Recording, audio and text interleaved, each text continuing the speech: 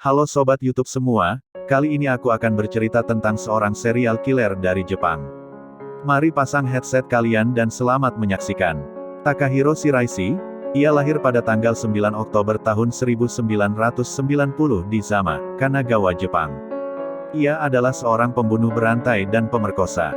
Dia juga dikenal sebagai pembunuh Twitter, yang dicapnya di sebagian besar laporan media pada saat hukumannya. Di Zama, Jepang, antara Agustus dan Oktober tahun 2017, dia membunuh 9 orang, kebanyakan wanita muda termasuk 3 gadis sekolah menengah. Awalnya seorang wanita bernama Aiko Tamura berusia 23 tahun menghilang. Sebelumnya wanita itu sempat menulis di akun Twitternya soal keinginannya untuk bunuh diri. Setelah menghilangnya Aiko, kakak laki-lakinya berhasil membuka akun Twitternya, dan menyadari ada satu akun mencurigakan yang berkomunikasi dengan saudarinya. Aiko sempat berkirim pesan dengan seseorang yang tidak dikenal melalui akun Twitter dan mereka membuat janji untuk bertemu. Dari hasil rekaman di CCTV di tempat pertemuan, korban terlihat bersama seorang pria dan berjalan bersama menuju sebuah apartemen.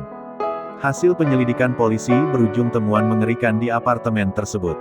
Kasus yang awalnya dikira hanya melibatkan satu orang korban yang hilang, ternyata berubah menjadi kasus pembunuhan massal yang mengerikan. Setelah di dalam apartemen itu, polisi menemukan ada 9 kepala manusia, potongan tubuh dan tulang mayat yang dimutilasi menjadi 240 potongan yang disimpan di dalam kotak pendingin. Potongan tubuh dan tulang di dalam kotak pendingin itu, ditutup dengan pasir dan diberi kotoran kucing, agar baunya dapat disamarkan. Penyewa apartemen dan pelaku pembunuhan tersebut bernama Takahiro Shiraishi berusia 29 tahun, didakwa membunuh dan memutilasi 9 orang, 8 tubuh wanita dan 1 tubuh laki-laki. Satu-satunya laki-laki yang terbunuh itu terjadi setelah ia datang bertemu Shiraishi dan mempertanyakan keberadaan pacarnya yang hilang. Dia mengaku bersalah atas dakwaan tersebut. Dia menyimpan potongan tubuh dan tulang korban di dalam kotak pendingin di dalam apartemennya. Dia juga mengakui kalau semua korban wanita itu diperkosa terlebih dahulu sebelum dibunuh. Uang dan barang berharga milik korban pun diambil. Polisi mengamankan barang bukti berupa gunting, 2 pisau dapur, tali pengikat, gergaji, beberapa gelas koktail, alat-alat pertukangan kayu yang semuanya berlumuran darah. Takahiro mulai membunuh sejak bulan Agustus dan September.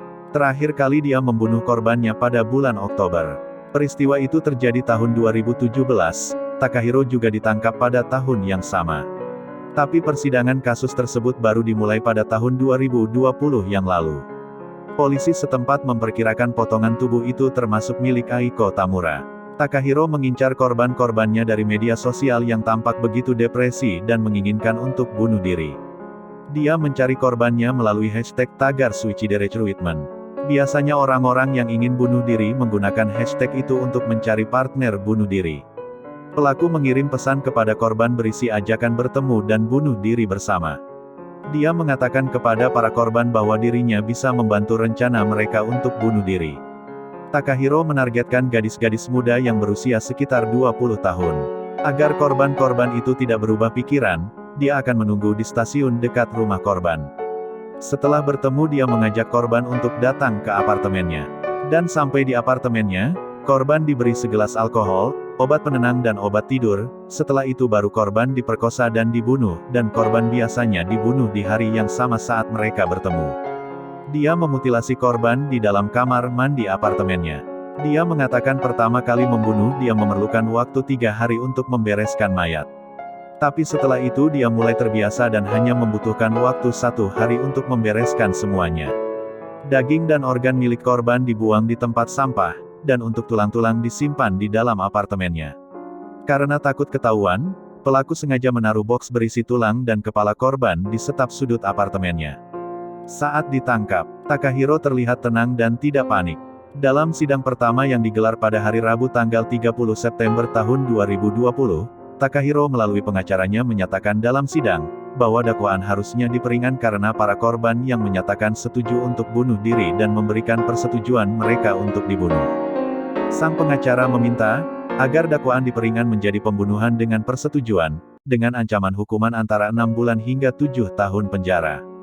Dalam kasus ini, Takahiro terancam hukuman mati jika terbukti bersalah atas seluruh dakwaan pembunuhan yang dijeratkan terhadapnya.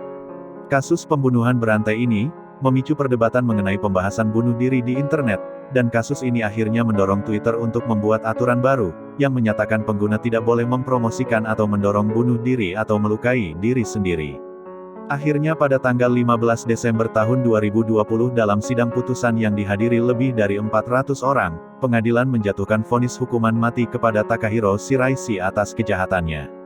Itulah kisah Takahiro Shiraishi, seorang serial killer dari Zama, Jepang. Terima kasih telah menonton video ini dan sampai jumpa lagi di video lainnya.